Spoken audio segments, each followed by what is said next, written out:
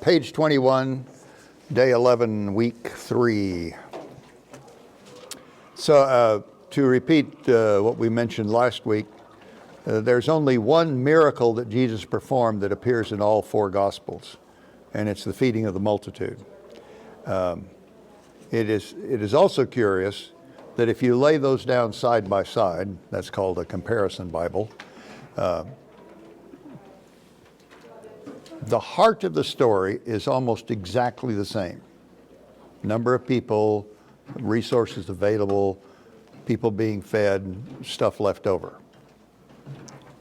What it means and who's accented differs from story to story. This story, in John's use,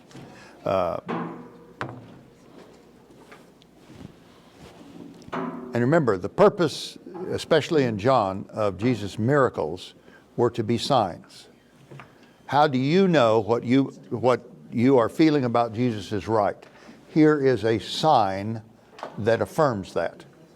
And it's through those signs that when Jesus says, it should be obvious to you, you should know, that's why they're done. You've heard me speak, you've seen me perform miracles. These signs have been performed before you. The significance of this has nothing to do with the numbers of people involved. I think that's designed for 2 things. First of all, to remind the people of God's providence, which, if you pronounce it correctly in Old English, would be providence. God provides for us. Remember, the number one festival in the Jewish calendar was Passover, which celebrated unleavened bread, led to the escape from Egypt and would lead them to Sinai and then into the wilderness, where they would have nothing because all of the 7-Elevens were closed. There was no source of food, but God provided them food every single day. Enough food for the day and no more, except on Friday. You got double portion. Why did you get a double portion on Friday? What? Because if you went out collecting food on the Sabbath, that's work. See? And if you were prudent, you would save some of that, right? Every day, so you'd have extra. Why not? Yeah. Why is that? Because God provided for the day. That's right. Yeah. The whole point was this is a sign from God that they lived through for 40 years. I will provide you food for the day. Now tell me how that appears in the Lord's Prayer. Give us this day our daily bread. Yes. But that's not the way we say it. Give us this day the bread we covet and all the bread we can have forever and ever. Amen. When it snows. Yeah, yes.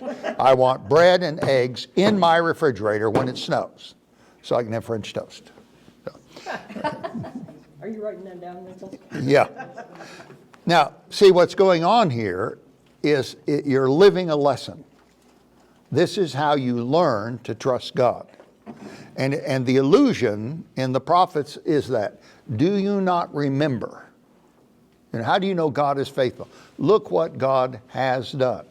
So when there's this throng of people without enough to eat and no means to get it, then through the power of God, those people are fed well enough so that leftovers can be collected in 12 large baskets. They remember what this is all about. As God provided us manna in the wilderness, although none of them had been alive, we're talking about 1,000 years before. But to a Jew, that is my history. Okay? As the Lord did for them, God is doing for us. So I can believe in this because look what I've seen right before my eyes. So that produces the reaction from the people of, he is the Messiah, let's grab him and make him our king. So Jesus hops in the boat and crosses over to get away from him. Now, why didn't he just say, bring it on, guys? Come on. Let's do this thing. You want to make me king? Let's do it. Why not? It wasn't his time. That is a very Johnine answer. You get full credit for today's lesson. Wow. Yes. And what else?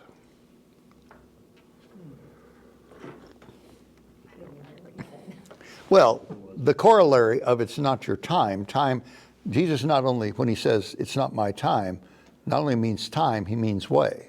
There's a way there's a script I'm following. It's going to happen this way.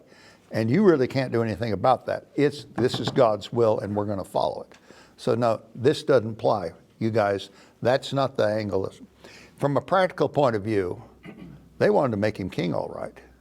Because, I mean, what is the solution to all our problems? Well, if we just fix Washington, everything would be perfect. Get all the food, the bread we want. Yeah, that's right.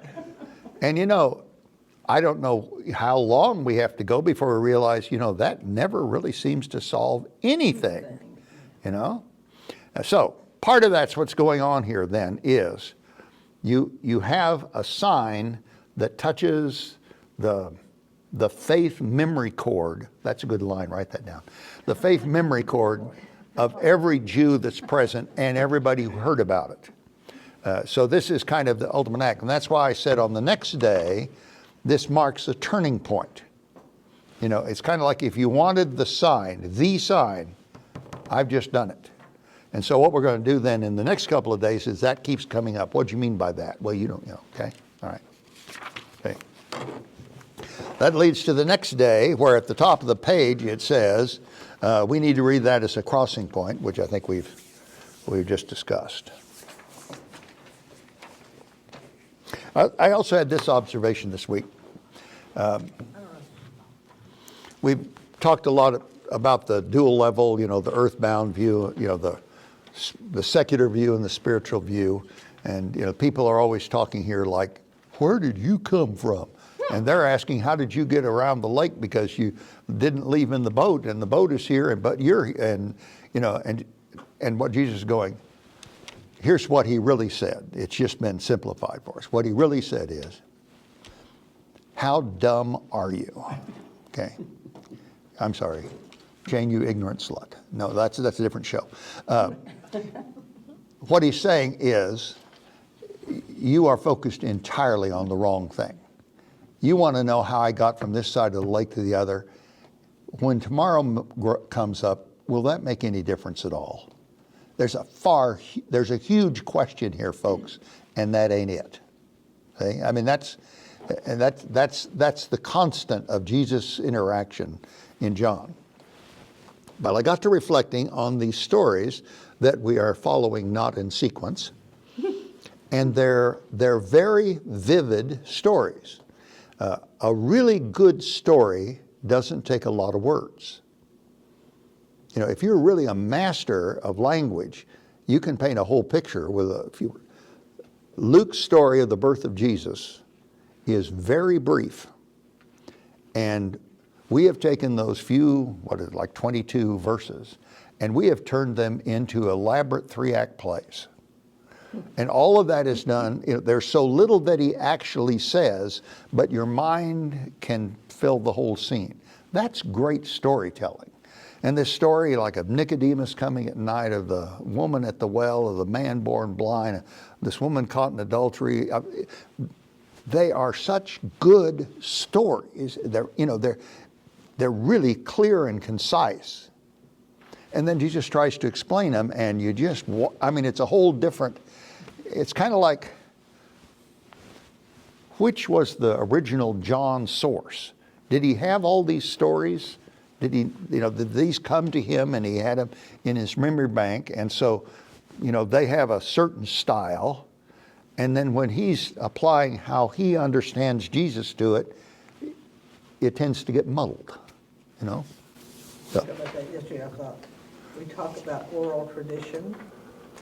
Mm. We could orally remember those stories. I mean, we could pretty well recite them. But verses 22 through 31, and so it's like, Yeah. I know that the stories passed down, but it really, to me, spoke like, this is John trying to explain what Jesus was doing and why. And so those were, I don't know that people could have remembered those whole discourses of Jesus. Because John wrote this when, 70 or 90? Or 90, yeah. Those were, that's a lot to remember. But the purpose of it is right there. And so John says it so well, you know, he's got it. You know.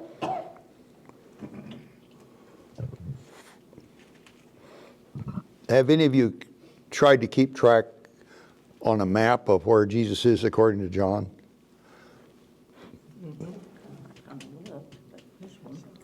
It's a little difficult. Yeah. And the way it's put together is going, I think a page has been left out here, because 1 second you're here and next second you're there.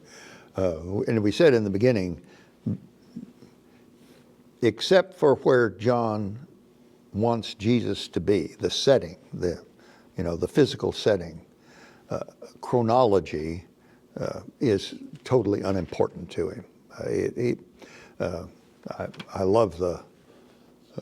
love Mitch's introduction to the Bible study that he does every Sunday morning, and when it's on Luke, he always says the same thing. That Luke set out, this is an orderly historical account, as Luke says in the beginning. And it's not.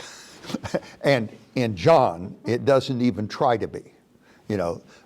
I'm here trying to relate to you how you need to know and understand Jesus, and those incidents occurred in certain places which I know and I mention, but don't try to put it together in a timeline. It doesn't make sense, and it doesn't matter. I mean, that's the point.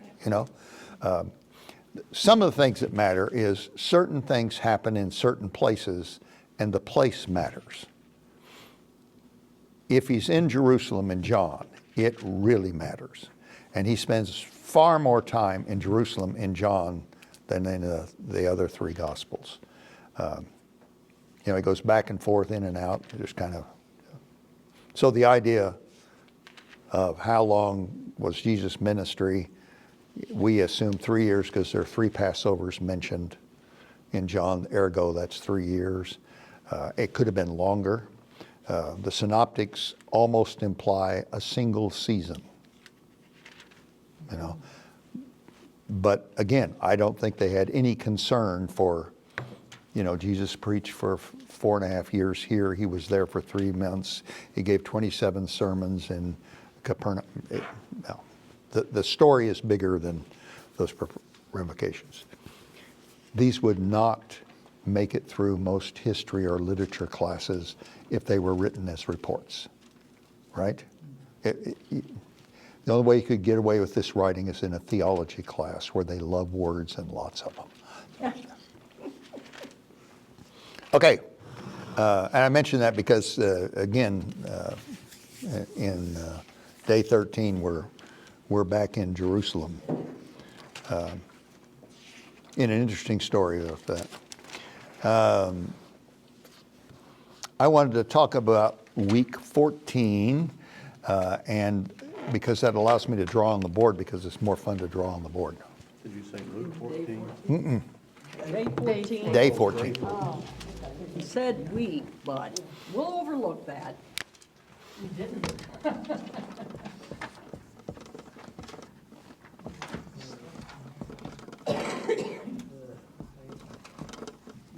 All right, at the time of Jesus, the Jews were divided into basically 2 groups. What was one of the groups?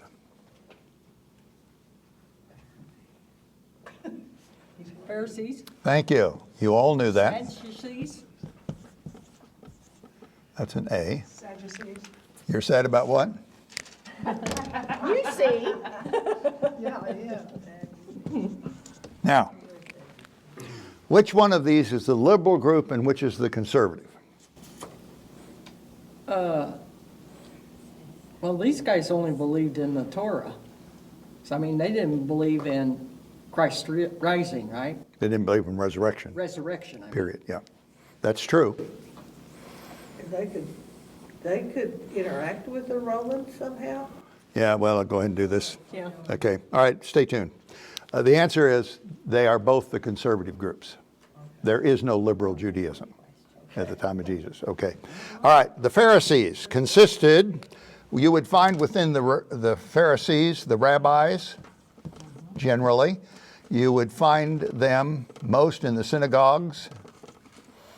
And they also included the group called the Essenes. Where do we have the Essenes? I don't know if that's spelled right. Dead Sea Scrolls. Dead Sea Scrolls. So they would have been somewhere near the Dead Sea. Dead Sea. This was kind of, this was a part of Judaism that took purity to an extreme. Out on the edge of the Dead Sea where there's not water drinkable water for miles. What is funny about their place was called Qumran. The number of bathtubs there are, called mikvahs. Jews believed in ceremonial washing.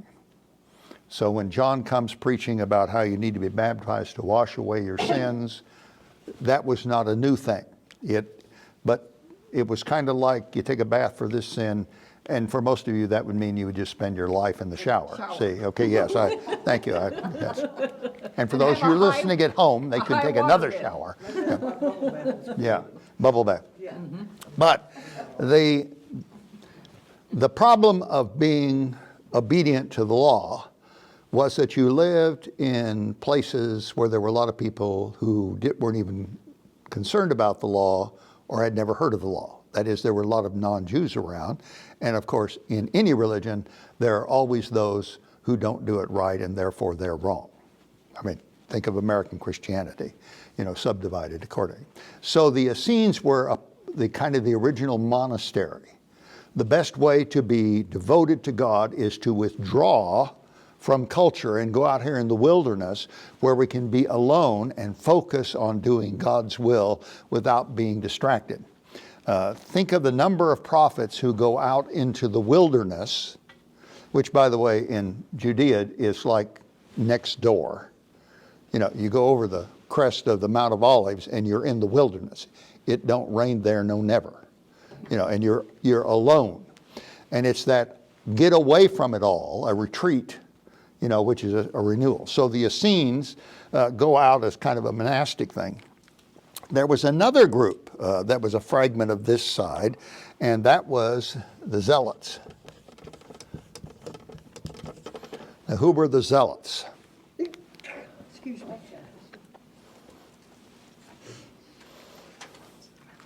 You have been in the church how long and you don't know this? You need to call your former preachers in. Had a lot of zeal. There you go, at the beginning. The zeal to do what? What did they want to do with their zeal? They were bad. But what did they want to do with their zeal? I don't know. They wanted to get rid of somebody, some people, maybe some Romans. Maybe they didn't like the Romans and they were zealots and they would chop off people's ears. The Zealots were what we would call today religious fanatics. And they believed in violence as a mean to achieve what God wanted, which, by the way, is very Old Testament if you think about it, right? Whole lot of slaying and slewing and killing it. And the principal threat to Judaism at the time of Jesus was the Romans, right? With all of their many religions. See, the Romans had a good idea about conquering. Don't go in and impose all of your culture on the people you conquer because they're going to resist. Let them keep everything you can stand, okay? As long as they acknowledge Caesar and pay their taxes, okay? So, but that meant by that time, Rome had many gods when we conquered Greece, we took in their gods and added them to them. Then we took in, and so the rap against Jews in the Roman society was they were monotheistic. They only had one God. What is wrong with you people? We've got hundreds. You see? Okay. And so one of the threats then, I mean, the Essenes, the way to do that is to go out and live in the desert, you know, where it's not going to be bothered. Solution to the Zealots is get rid of the problem. See? Now that never led to anything, right? The next thing that is never taught in the church, and I don't understand it. What happened in 66 AD?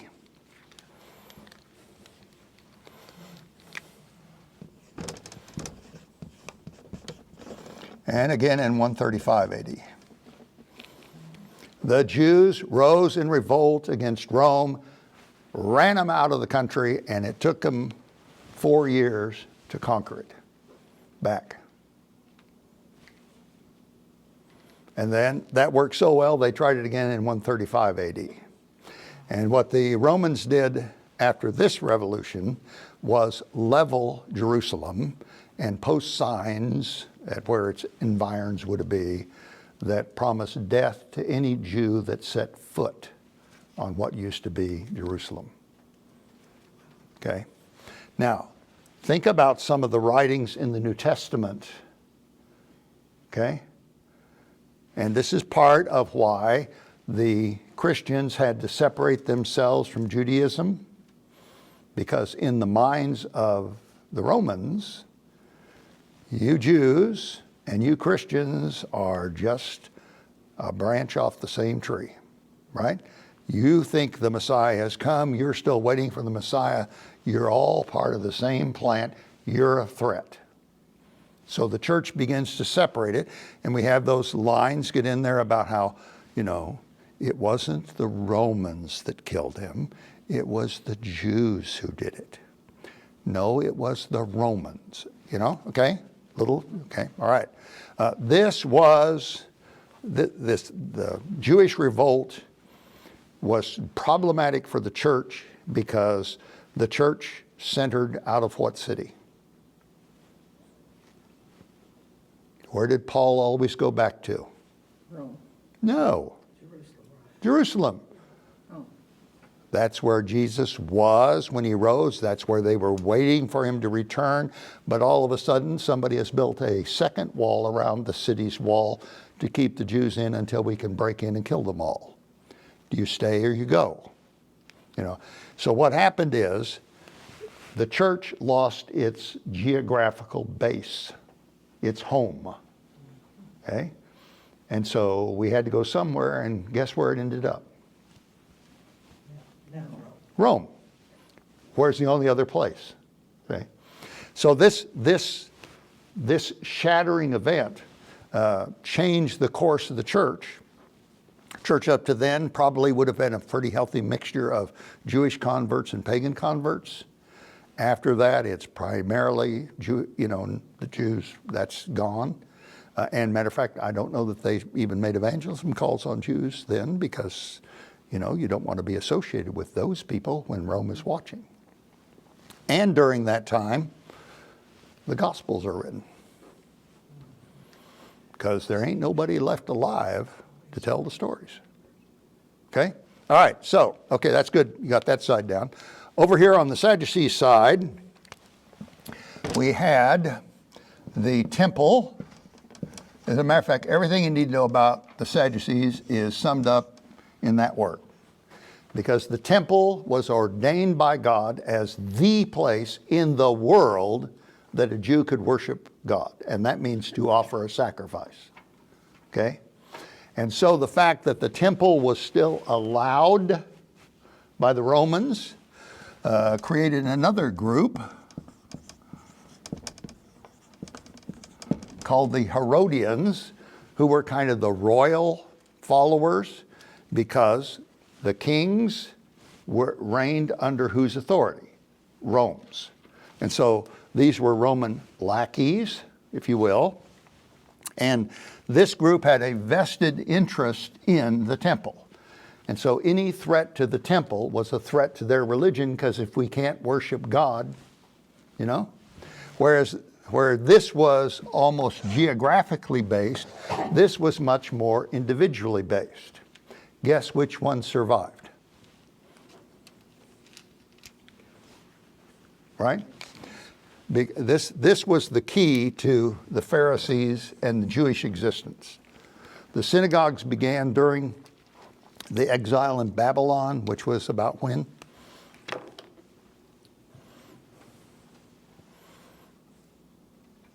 '70? No, never mind. About 400 years before, okay? Where the promise, Jerusalem will stand forever. God will not let, one pagan foot set foot on it. They're gone. And they were carted off to a far country. And how do we survive? If we can't worship there, how are we going to keep our identity? Wherever 10 males gather, Jewish males gather, a synagogue can be formed. It became the church that traveled with them. And it was during that period that the Old Testament is put in the form that we have it now. Again, like the writing of the Gospels. We used to go to the temple if we wanted to read those sacred scripts where they were kept. We better write them down or we lose them. So these people don't see things the same. They have animosity. It reminds me of the Democratic Party back in the 40s and the 50s, which consisted of two groups, the Northern liberals and labor unions and the Southern white supremacists, which made no sense at all, except they weren't Republicans. And it was this unholy alliance that was held like this, and as long as it didn't have too much a threat, it worked for the Democrats at least. I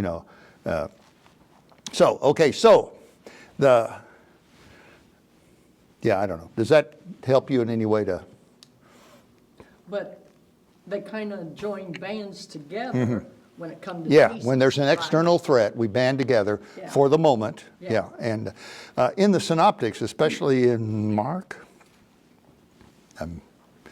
the week, between Palm Sunday and Easter, Jesus is every day at the temple, and it's kind of like one by one, they come to him with questions. Kind of like, okay, it's your turn to go.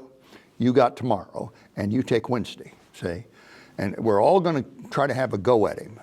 And whether, let's get together tonight. Okay, what are we going to ask him next tomorrow night? Bloodhounds. Yeah. Because everybody, and it's interesting that the questions, the issues they put to him are reflective of these differences in the way they saw things. For instance, this group asks about resurrection. Kind of like, how can you? I mean, come on now, let's be logical here. You can't possibly believe that.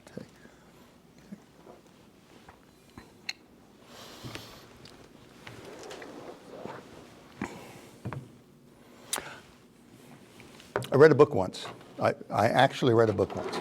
Very smart. Yes, I've never written a word, but I've read. It was a little bitty book, and it's one of those things that it just jogs with you and has a real impression. The guy's premise was this, that every person has a moment in life where they get a worldview. They become aware of the world around them. That is a part of growing up. You suddenly realize there's more to the world than how far I can run by bike.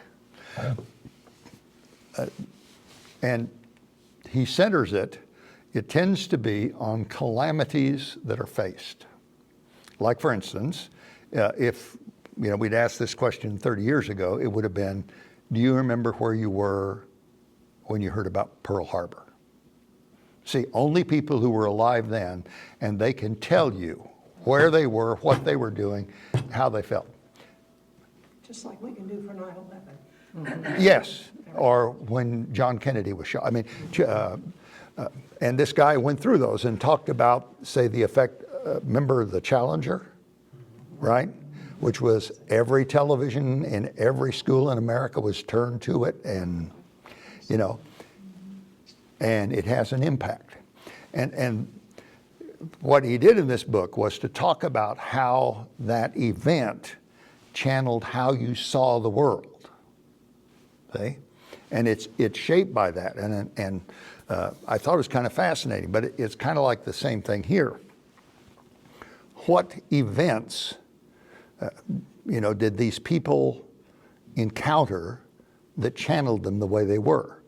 The Sadducee side is shaped by the destruction of the first temple, because the one at the time of Jesus was the third.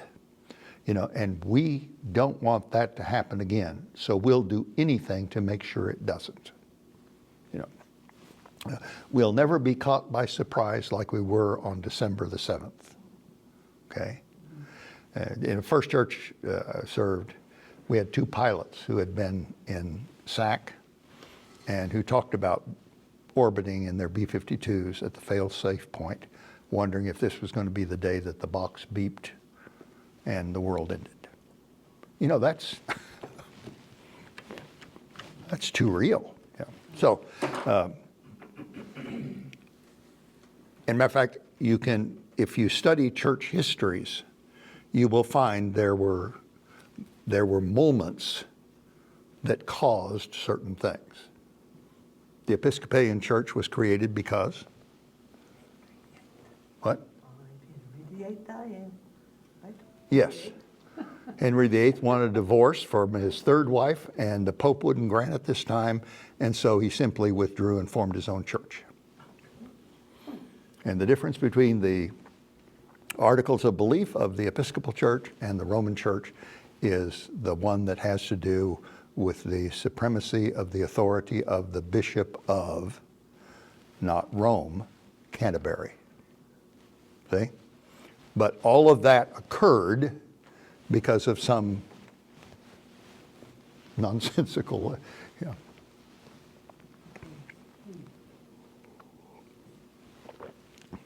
Okay, well, I really get on this horse about, you people have been in church all your life, yeah. You have not been inattentive, because I don't think you've changed, that you're so attentive now that I'm here. And yet, why is it we've never heard this?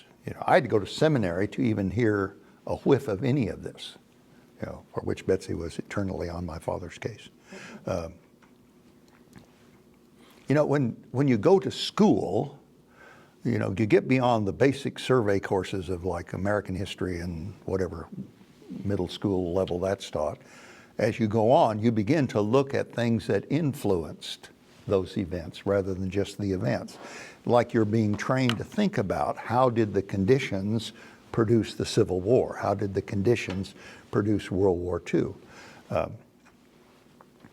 Until you get into that, you have no means to think about how what's happening now is going to affect what might happen next.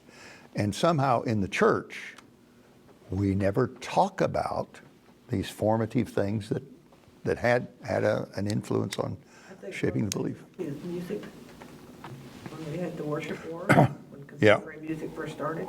Oh, and then you read this article about something about how terrible they were. It was written in the, 1700s. Yeah. When they first put hymns in the church.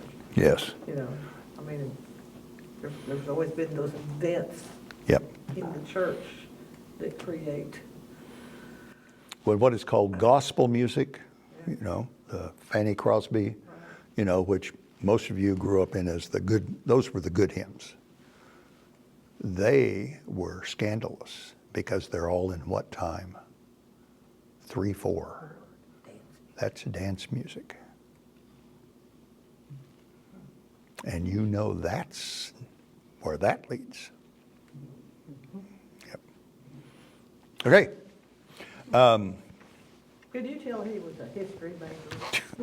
No, wouldn't have guessed it. Kind of got that.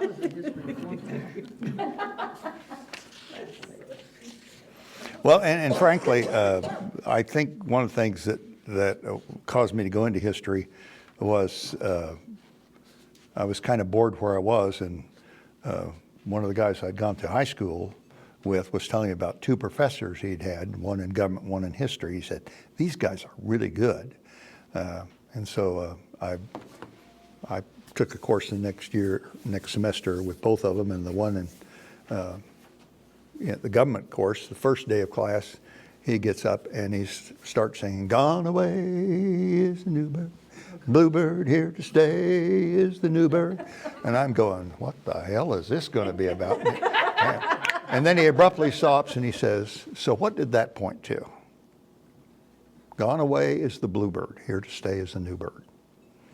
The symbol of the National Recovery Act under Roosevelt was a blue eagle. If you saw that, that was the National Recovery. So the song is saying, we're past that now. See? No one ever told me that. You know, I mean, it made it into the popular culture, you know, what happened. So, and that was, never, I thought history was to get the sequence and the info correct. And so, all right.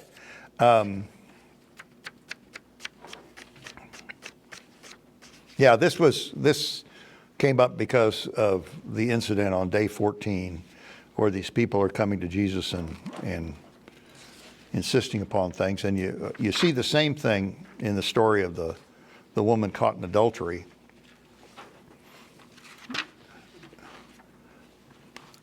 It's kind of like, okay, let's see if Jesus can hang himself on the dilemma of this.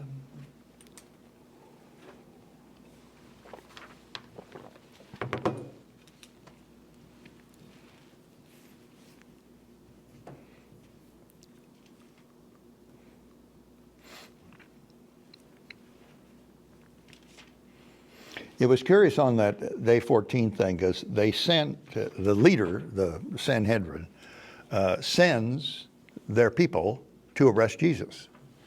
And they come back with no Jesus. And what was the reason why they didn't arrest him? One at his time. Pardon? No, that's John's interpretation. That's what Jesus says. But what do they say? That they never had anybody talk to him like that. Yeah. You know, guy knows what he's talking about. Could you send this back again? I'd like to hear the rest of that sermon. Yeah, I mean, that's not what you were sent to do. We have a domestic disturbance that I would go to. Well, yeah, we didn't really do anything, but boy, it was really entertaining. And they'll probably call tomorrow night too. So could you make sure we're sent? I mean, it just, you kind of go, really? But why would John want to report that? How does that advance his case? Because he's affecting other people. I mean, like those guys that went to get him. Yeah, they were sent with a task, Yeah. Okay? Turn. And yet, they're just caught up in him. Well, wow, that's not what we want. And you know, what John continually has Jesus say is, you have enough in front of you to know. Why can't you see it? You know, they could, the people who sent them would not. Notice they don't go to hear Jesus. No, because they already have their mind made up. Oh, sure. Well, it's a lot easier to live if you make up your mind in advance. You don't have to think, you don't have to weigh things, you don't have to have any anguish. They're just wrong. So much easier. And then we have someone to blame. You know, I mean, would we be having this bad weather if it weren't for? See, it all started. You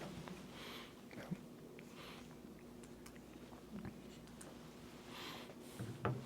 So what else in your reading? Either things you want to talk about. Also want you to. Yeah, I'll give you a homework assignment. That's what you need. That's it. Remember the premise of this study, of the sermon series. The study is to support that. Is what would happen if all we had were these 6 stories about Jesus? John the Baptist, Nicodemus, the woman at the well, the man born blind, the woman caught in adultery, Lazarus. If just the stories about them, that's less than a chapter each, if that's all you knew about Jesus, what kind of Messiah would you have? Wonder Man. Superhero, doer, miracle worker. Yeah, that's true in the man born blind. It's not true in the case of Nicodemus. It's not true in the case of the woman at the well. It's not true of the woman caught in adultery. It certainly is in the case of Lazarus.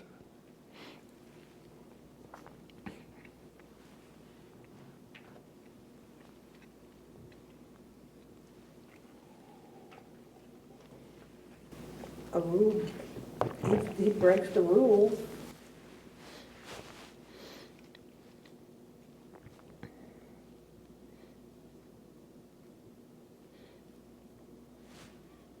I will ask the same question next Sunday, so let it stir about. And by the way, you can pick one of them. You know, the Jesus I like is the Jesus in the story of. You do that anyway, consciously or unconsciously. You know, I like the Jesus that goes through the temple with the whips. You know, I like the Jesus who forgives everything because, you know, I like the Jesus who heals the sick. You know, we do that without really formally doing it. I was going to say we do that in the songs we like, but I don't think we pay as much attention to the messages of the songs as we do the locations when we first heard the song.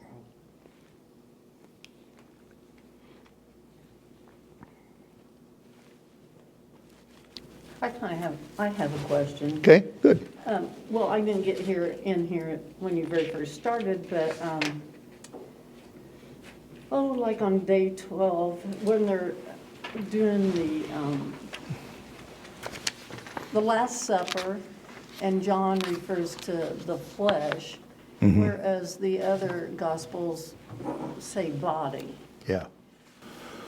To me, when you think of flesh, you think of the bloody, gory part. And when you think of the body, you think of the whole, Okay. the body itself. So I wonder why he used flesh instead of body like the others. That's a good question.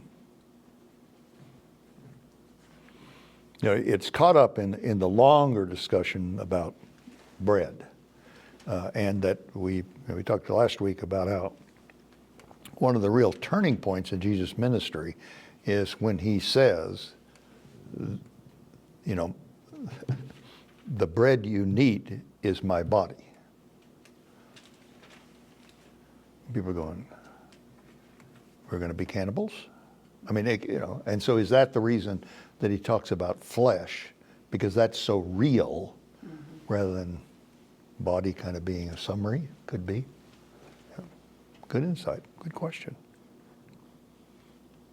They kind of the same thing when they talk about serving 5,000. You know, I think they didn't really know the number, but they were trying to get out the enormity of the situation. Yeah. Well, and if you saw it happen, you could not help but just staggers the imagination. Yeah. We did a intergenerational workshop one time. We were doing that story. And so the kids had bread to take around. You know, we were going to do something in sharing. And it worked. And they went around and everybody had what they wanted and there was stuff left over. It was just, I mean, it was one of those, oh my goodness. It worked. Yeah. See, one of the, I don't know if you know Barclay, William Barclay. Ever heard that name? Yeah. William Barclay was a Scottish Presbyterian, that's being redundant, and quite a Bible scholar. And the paper in Edinburgh had him write a daily Bible study that they published every single day in the paper. Things have changed. And then were eventually collected into a whole series of books called Daily Bible Readings by William Barclay. And when he got to this story, he gave a possibility explanation. And it was this, that no Jew, now, think about it, in the time of Jesus, there was no such thing as a convenience store. And you walked wherever you went, no one would think of leaving their house without something in their pockets. Like raisins. We are so used to, we do, if you're going to go on a walk with Keith, you better pack a backpack, because I measure walks in miles. But so the explanation was that when confronted with the hunger, nobody was willing to reach down and get their hunk of bread because you'd want to eat it. And if I offer it to you, I'm probably going to get nothing back. But when they go around and everybody realizes, well, I have bread, the loaves are never consumed. There's only one problem with that. That's not the way the writers of the story saw the event. See? There was not enough food for everybody by a long shot. I think in one of the accounts, it's like it would take a year's wages just to buy bread. And by the way, there ain't no place to get it if we had it. So, it was to be understood as this could not happen, but it did. But did the people make they made their own bread, right? Yeah, It's yeah. not like you go out to the store or were there people that had a bakery business in that time? I'm just asking. I'm sure there would be. If if I lived within walking distance of Nichols, I'd go over and get some of his bread, and I'd always know he kept 3 loaves in reserve. So.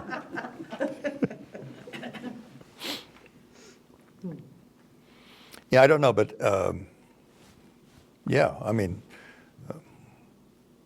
there were all manners of trades. Yeah, so.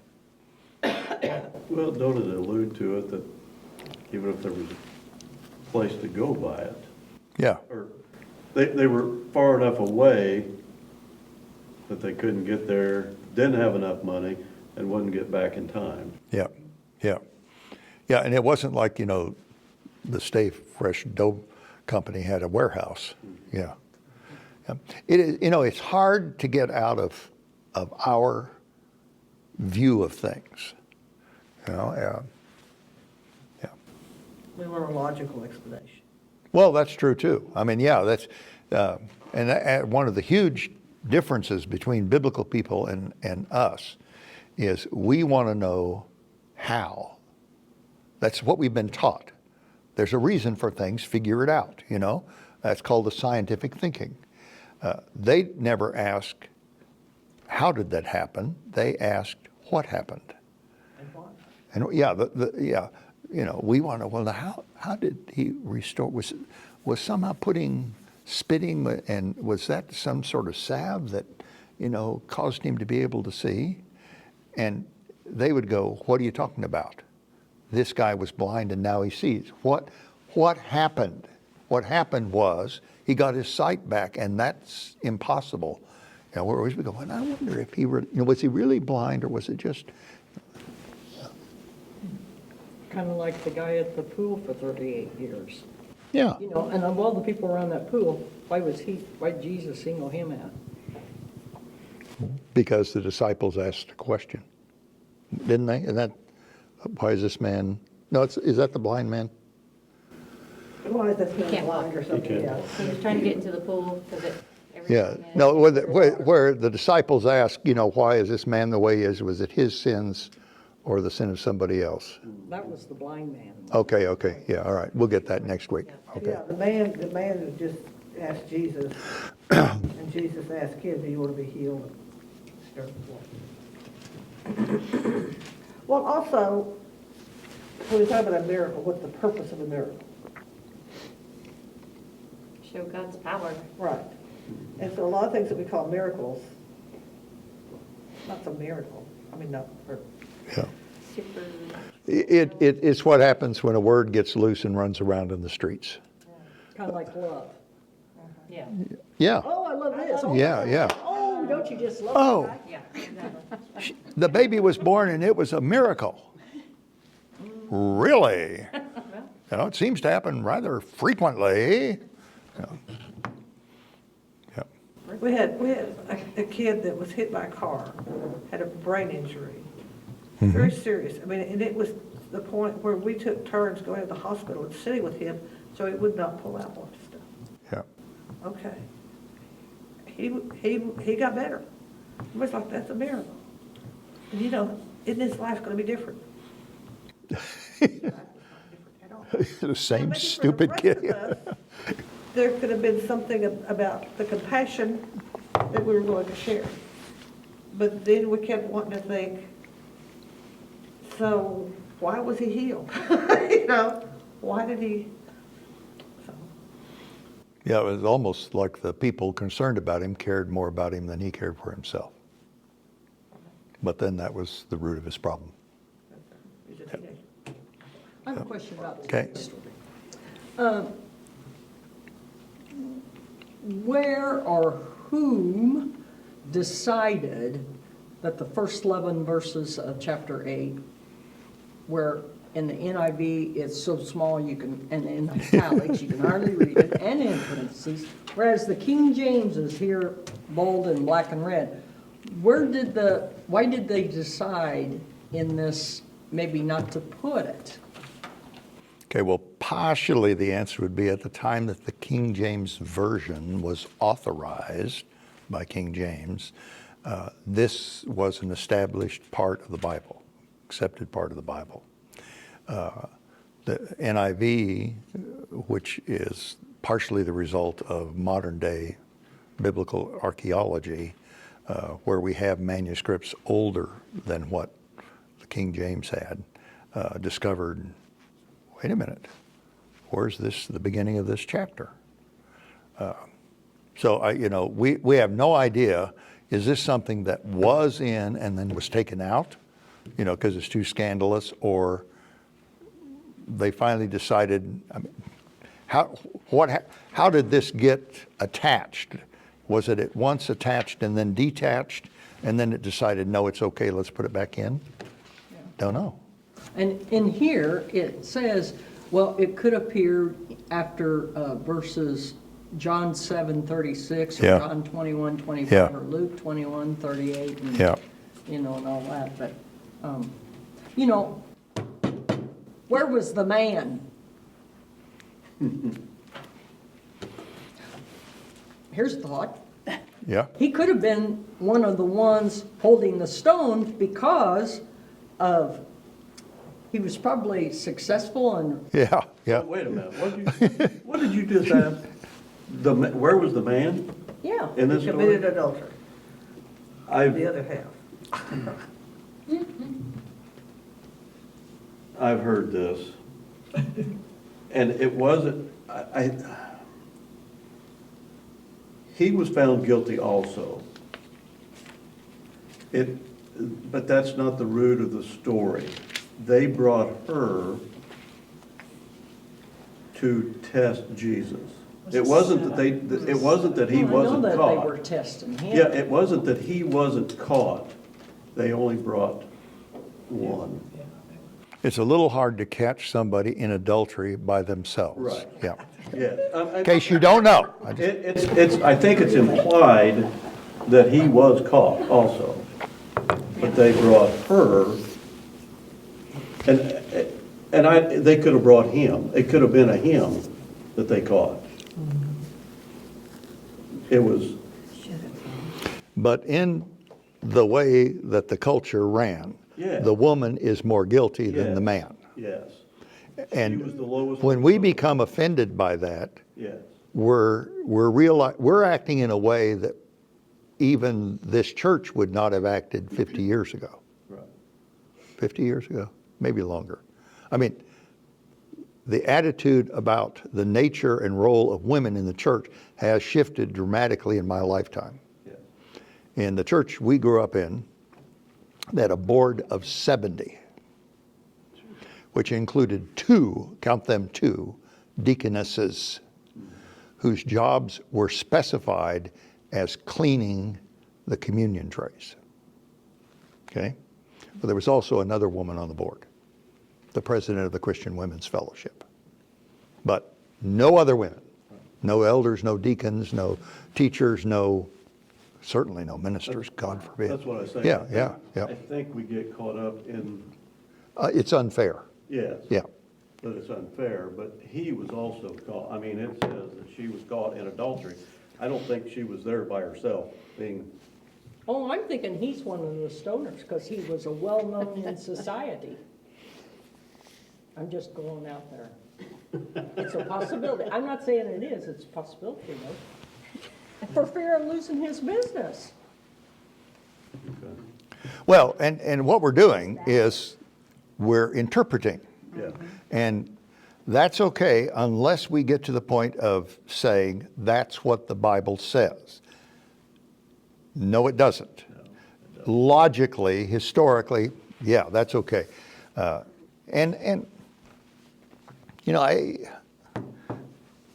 you have to revere the Bible and at the same time understand its limitations. They did not think like we think. You know, okay, what's still the truth? You know, you can throw this all out because it doesn't conform to our precepts. And in doing so, yeah, a lot of things that shouldn't be there are thrown, but a lot that is very valuable is lost. Yeah. My worry with this story is, and I don't know where it's at, it says, do not add to or take away from the Word of God. Mm-hmm. That's, I was gonna ask the same question that Yeah. she did. Where did this come from?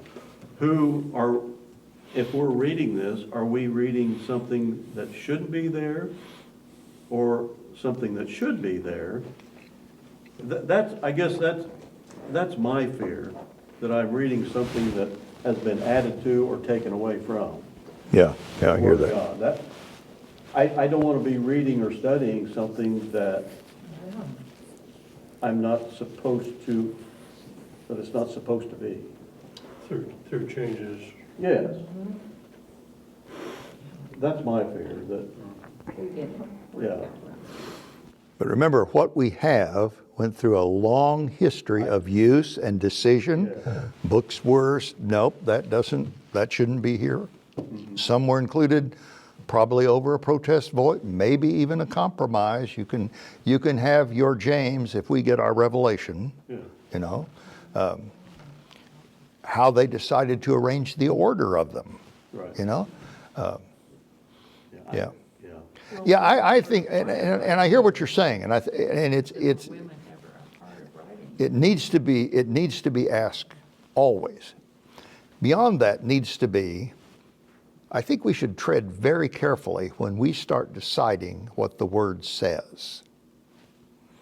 When we make our interpretation the Word of God, instead of, this is what I have come to believe from what I have read and studied. Because it is always interesting how what I think and feel is what God says, you know, which is, therefore, I'm right. Yeah. You have a personal interpretation Yeah. of what you're reading. Yeah. And I really do believe that if you're honestly reading the Word to hear God, you're going to find something you didn't realize and maybe don't like. I mean, we make the Word of God that which comforts us because it agrees with us. We do not want to be confronted, we want to be affirmed. I want to know that what I believe is right and okay, and I don't, rather than every time I open this book, I'm challenged to deal with something else. I think as we read the Word and the Holy Spirit, you know, we should pray every time that the Yep, Holy Spirit yep. would teach us. But I think that we get comfort, we get conviction too, Yep. you know. Through, But see, think about Civil War, after Civil War, the whole thing of racial equality. You know, for many churches, I mean, and the laws, I mean, mixed marriage was against God's law. Interracial marriage, you know, that has changed. For some people, maybe. That's right. You know, Some of but that. there again, you know, where does it say? Well, because back in Noah or something, you know. But I think one of the statements made last, God is still speaking. Yep. And I think what you were saying, Linda, is when we're in tune with, when we're reading and thinking and studying, to be, how is God telling us what this means? How's He interpreting that for today? And see, I wrote the first one of these at what was the chicken place where we always, Randy's. Grandy's. I wrote the first one of these at Grandy's early in the morning because they had really good biscuits and sweet rolls. And because I was trying to find something which even the elders could study, you know, kind of that approach. And that would have been, 74, 75. yeah. So, and some of these books have been redone more than once. And the reason I do that is when I do, I find what I wrote is no longer adequate. You know, in other words, there is a reason for re-encountering the word, because as it spoke to them in different circumstances, so it speaks to us in different circumstances. So it's not one time through and I got it, thank God I can move on to something else now. Yeah. we So, are ever learning and we're growing. yeah. But you changing it, does that mean you are conforming to the world because the world has changed? This doesn't change. So are you changing to conform to the world? Changing your writing to conform to the world? Or are you changing because you view the Bible in a different way? I would want to say and believe that I am changing how I understand and apply what I'm encountering here, but I know I'm also influenced by the world. One of my biggest shocks was moving to Lubbock, Texas, which if you grew up in Portland and Salem, Oregon, would be a huge shock to end up in Lubbock, Texas, all by itself. I understood the wilderness as I never had before, and I understood the Garden of Eden because I grew up there. But I got there and grew up right during the Civil War crisis. And I was suddenly exposed to something I'd never been around before, Southern Baptists. Southern Baptists comprised at that time, every other person in Texas was a Southern Baptist. And they were the rigid, the word says, and we aren't here to explore it, you're here to learn it. And I'll tell you what it is. And I saw preachers on TV, it is God's will that these niggers stay in there, you know, and it was, you know, these people, it's an affront to God that they should even suggest, you know, and I went, where do they get that? I don't see that at all. You know, so my interpretation would have been shaped by the world in that it jarred me. That wasn't the God I ever had a hint of. So where did I assume that they actually believed it, but have they got a book I don't have, you know? And in that sense, yeah, that's true. But I also see what you're saying. Do we say, well, you know, did you notice today the line in the sermon about, you know, if we don't deal with this, it'll become so common that nobody will notice it anymore, you know? Duh. Let's have in our church showers for unwed mothers. Can you imagine when that just would have been unthinkable? You wouldn't even say it out loud. You know, who doesn't have a child out of wedlock anymore? I mean, isn't it, according to the representative from Colorado, that's one of the virtues of rural life. Her 17-year-old son is about to have a baby, and that's why rural living is so much better. Pardon me? What book are you reading, Bobert? But don't you think as you age, your thought process is different? So why wouldn't you change your writing from back in the 70s to what it is now? Because you've experienced more, you've Yeah. delved in more and just learned more. It's a good point, and if it didn't, then what have you been doing?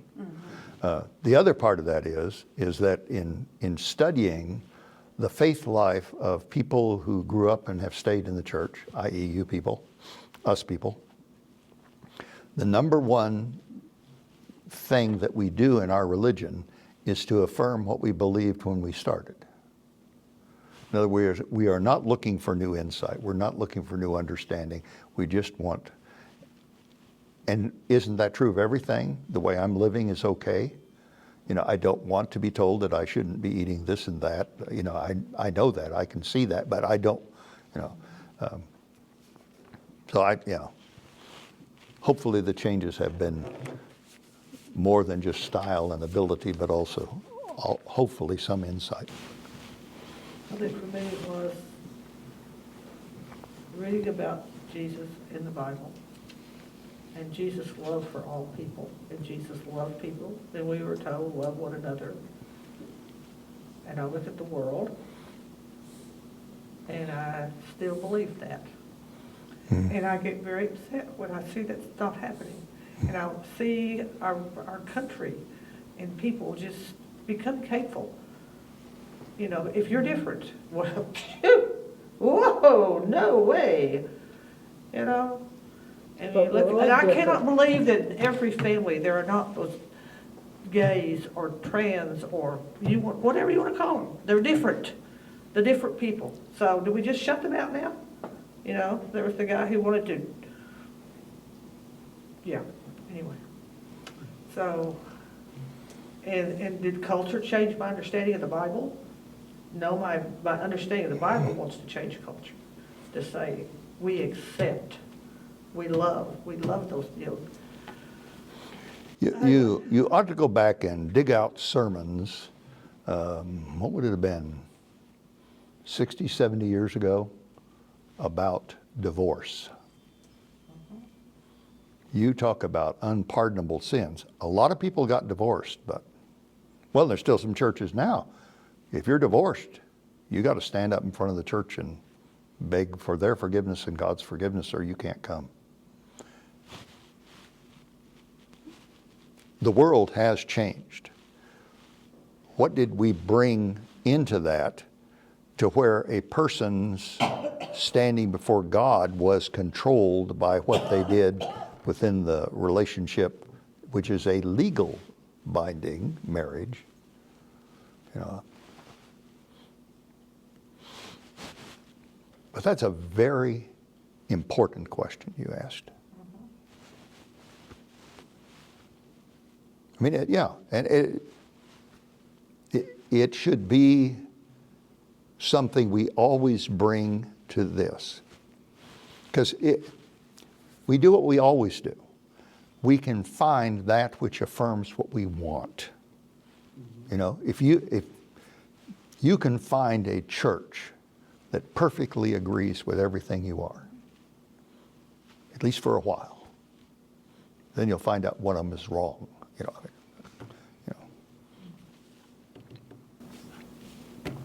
I like this one thing. It said, you know, it was just after, you know, he says, he said to him, what must we do to be doing the works of God? Jesus answered them, this is the work of God, that you believe in him whom he has sent. they said, "And what sign do you do that we would see and believe?" I mean, it was just after the feeding of the Yeah. 5,000, the same, Yeah, yeah. you know.